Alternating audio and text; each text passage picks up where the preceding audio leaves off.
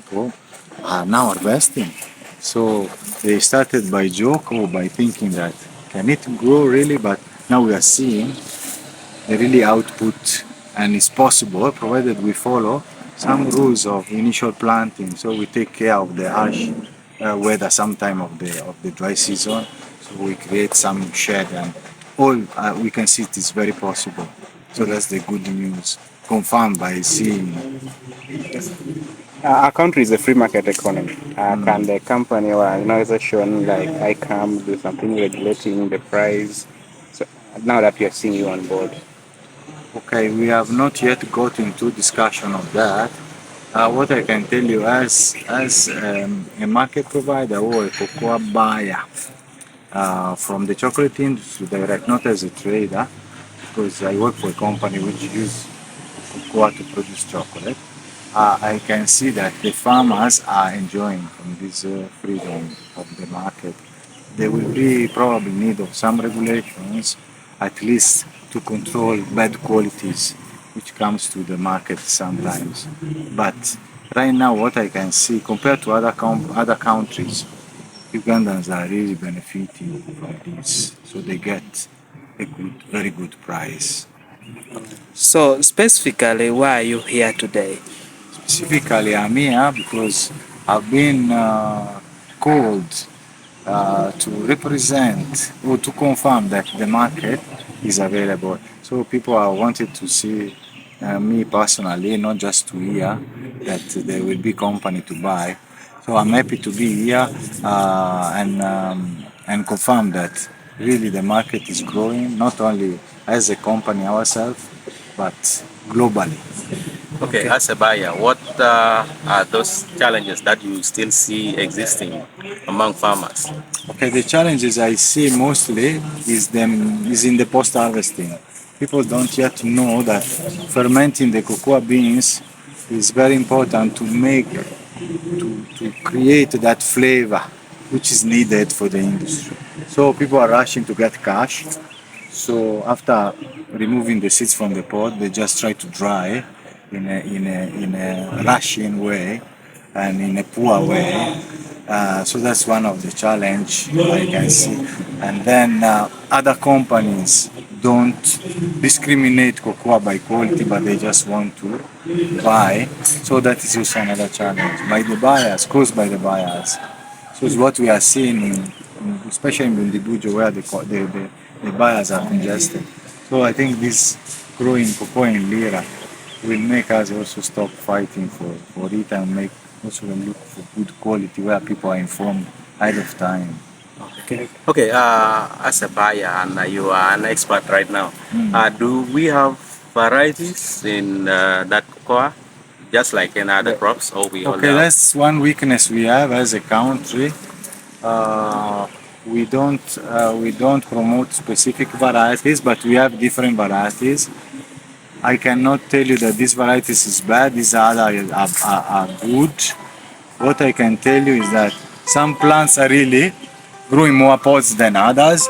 So we should use the experts or the analysis by seeing and by disseminating plants who are doing well, at least by observation at first, but using science also to support us. So there's a lot to do in the sector, and I'm happy also the district was represented today because we can grow the sector into a more professional way, assuring better harvest for the farmers by selection or by doing simple techniques like grafting, for example. Okay.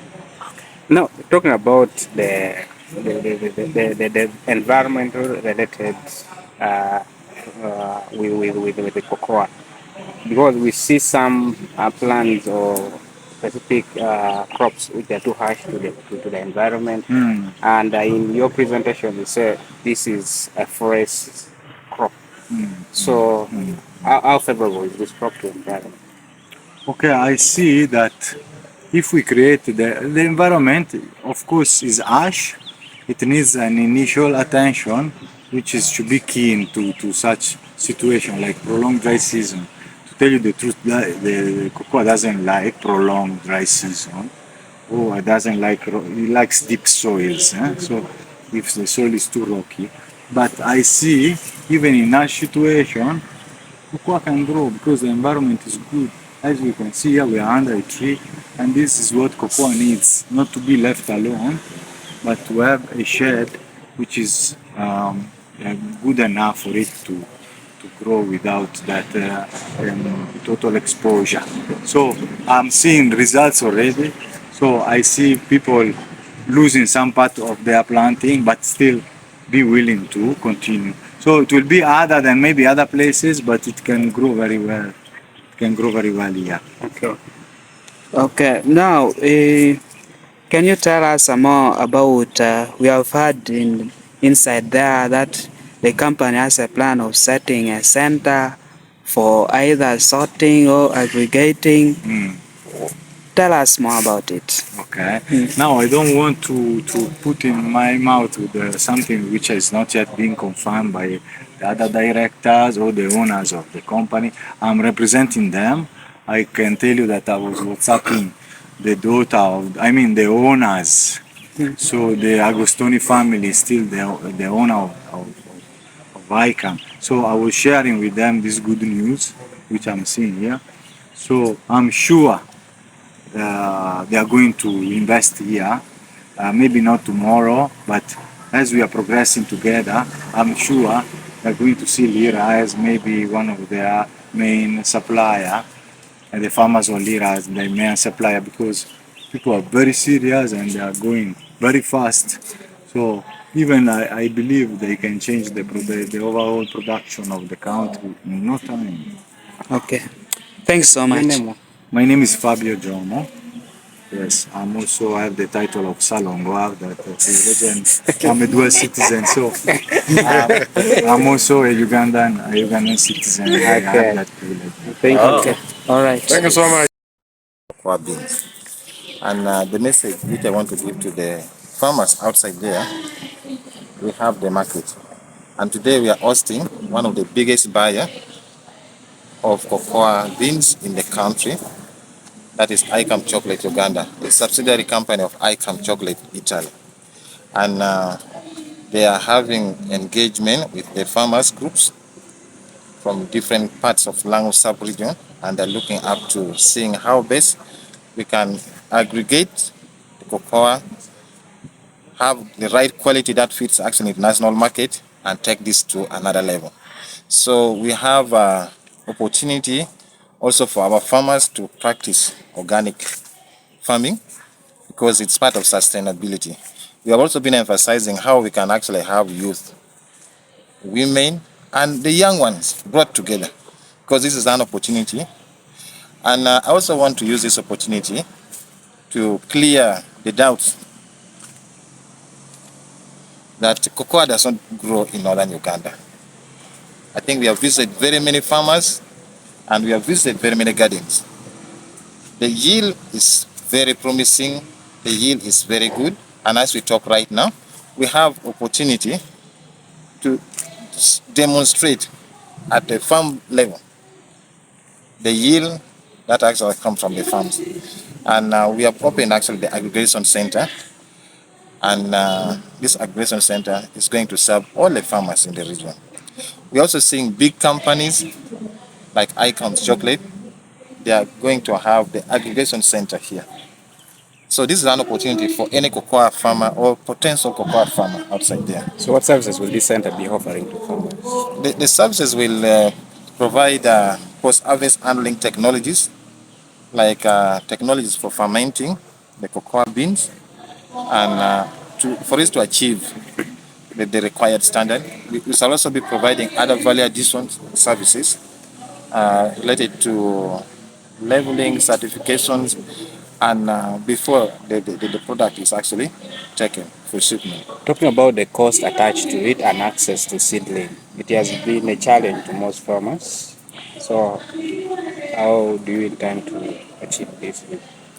We have certified nursery bed operators, and we are proud actually to have already two in this sub-region which are established. One of them is a Dagani company, which has championed actually the production of the seedling.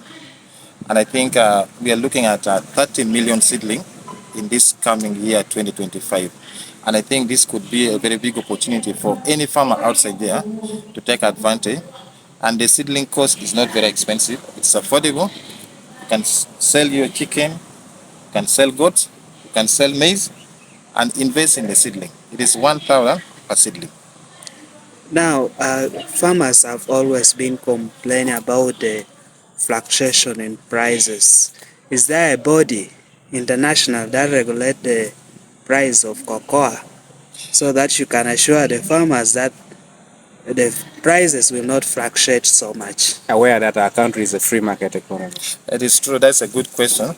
One of the things that we have taken is to go for organic certification, fair trade certification. It is an initiative that we are taking as the producer organization. And once we have the certification, it implies that there's going to be fair trade relationship with actually the farmers. So our farmers are going to have a competitive market because one, the product is organic and it can actually attract any kind of pricing around. So it is not going to be like any other agricultural commodity that is traded in the open market. But in this particular case, we are looking at actually fair trade. We're looking at organic certification, and the prices are already determined. But also, we are looking at opportunity for export, the increasing global demand for the chocolate by the chocolate manufacturing companies in the EU market, and access to some of those markets are now becoming very critical because the production globally of cocoa beans actually has come down, and yet the population and the demand is actually increasing. So we are anticipating more increase in the price of cocoa. And I think this is good news for many of our farmers. What strategies are you using now to bring on board some of the farmers who might not have had this information? I think one of them is engagement.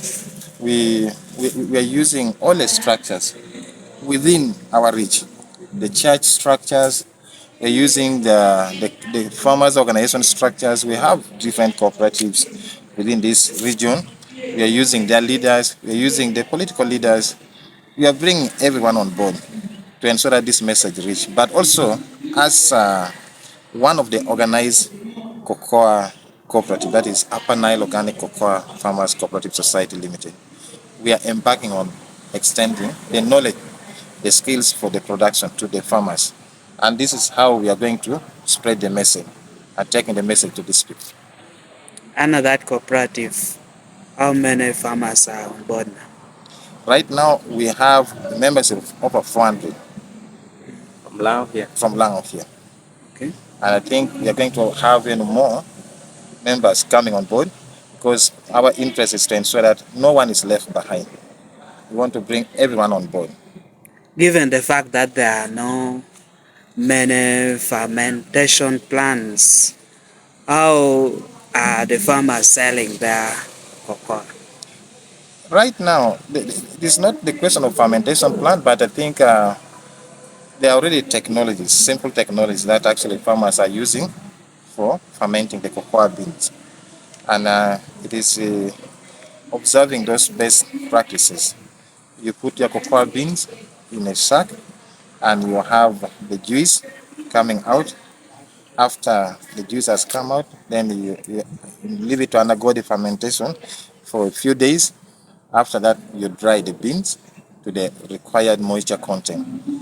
Once that is done, then you can actually have your cocoa beans ready for the market. And you can now bring to the collecting center. What is the current price on the market right now? It's competitive. Currently, it is in the range of 28,000 per kg, 20 to 30,000 per kg. Yes. Okay, thank you. Of cocoa beans. Martin Ogwang. I'm one of the cocoa farmers, but as well, I am a member of Adagani.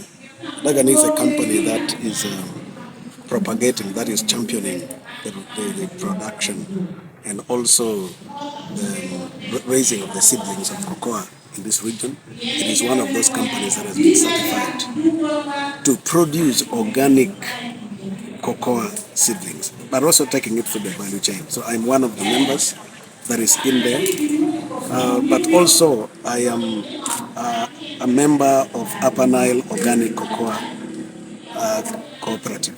I am the advisor in there, and I am a farmer. I have 6 acres of cocoa that I planted in Chawente. Okay, Atong Tidi, I think that's Atong Tidi sub-county right now. It's doing quite well. I can testify that cocoa works well in Lango. For a very long time, we had been told that cocoa does not do well here. We have been relegated to producing soya beans, sunflower, and all those. But one of the things I want to let the farmers know that this country, this region of the country is an agricultural hub. But in this agricultural hub, we've depended so much on those grains. Those grains, time is going to come when our soil cannot sustain it. We need these perennial crops that are climate responsive, that will be able to revive the soil, and that you plant once and you are able to generate from it. And I have tested coffee, I have tested cocoa, I have found out that cocoa does way better than all the other crops that we can be able to plant in this. I have gone to Ghana, I have seen how cocoa is doing there. I have gone to Bundibujo, I have seen how cocoa is doing there. We have piloted planting of cocoa here, and we have found out that in Ghana, it will take you 3.5 years for your cocoa to start fruiting. We've seen in Bundibujo area, it takes you 3 years. We have tested here in Lango, and cocoa takes 2.5 years and you start to get the fruits. And so it means that our soil viability is still way higher because it has not yet been spoiled. So in 2.5 years, you start to get the first fruits from your cocoa coming out, meaning that you can be able to get as much from it.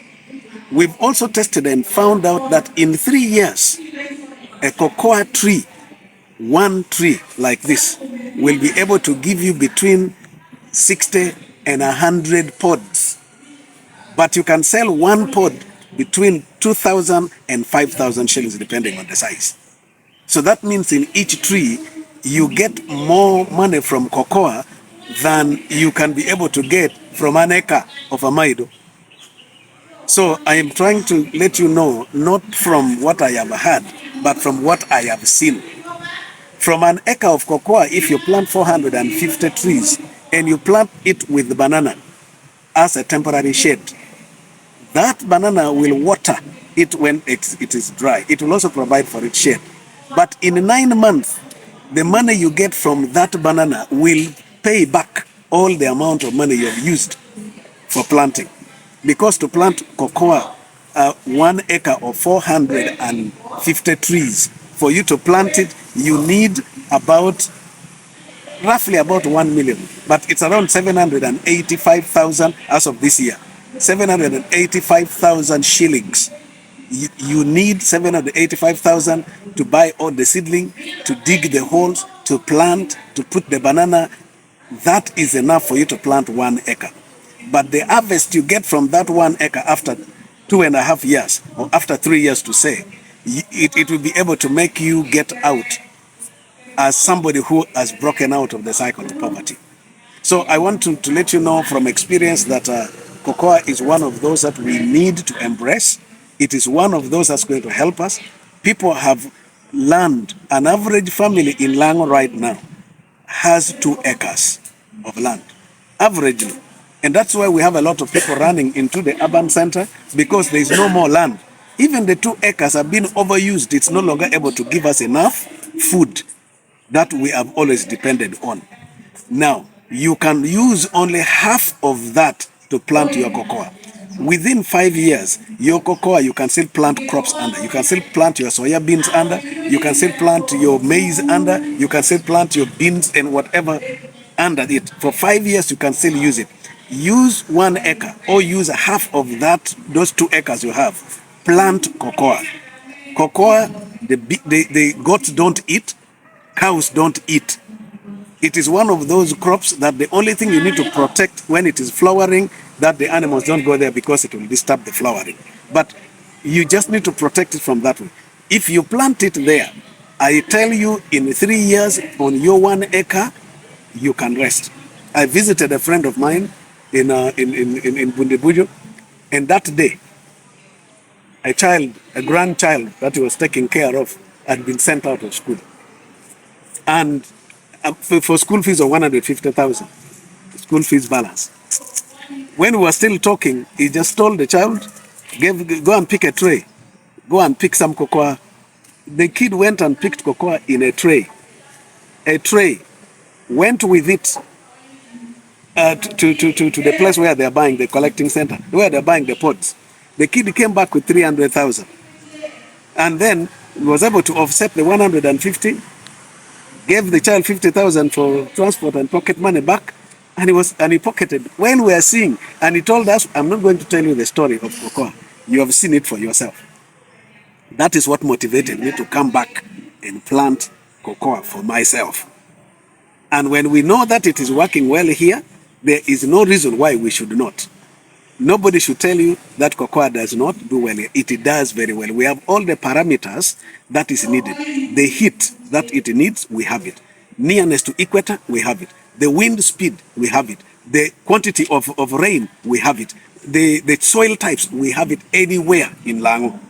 Because cocoa grows along a certain distance from the equator, and we are exactly in that location. So we are part of the only few parts in the world that is privileged to have the conditions that can grow cocoa and grow it very well. So that's why I want to encourage everybody, let's embrace production of cocoa. It is, at least for the last, if I do the last 5 years in terms of the market, the global market of cocoa has been rising. 5 years ago, a kilo of cocoa beans in the global market was at around 7,000 shillings. 5 years ago. Coffee was at 4,000, while cocoa was at 7,000.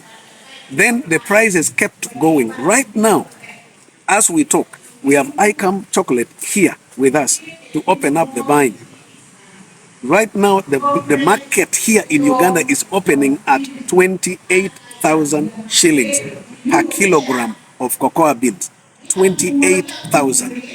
And we know that by the close of the period, it might go to around 30 or 35,000 shillings. The global market, when I checked this morning, it was going at 78,000 shillings per kilo. So the farm gate price right now is going at 28,000. Now, what can you compare with that? If you get 5 pods of cocoa and you get 5 pods, make 1 kilo. On one tree, a mature tree of cocoa can give you between 150 to 200 pods. One tree, between 150 to 200 pods. But you only need 5 pods to make 1 kilo if you have really raised your cocoa very well. So it is something that even if you plant a cocoa tree and then you have only 10 pods, you have your 60,000.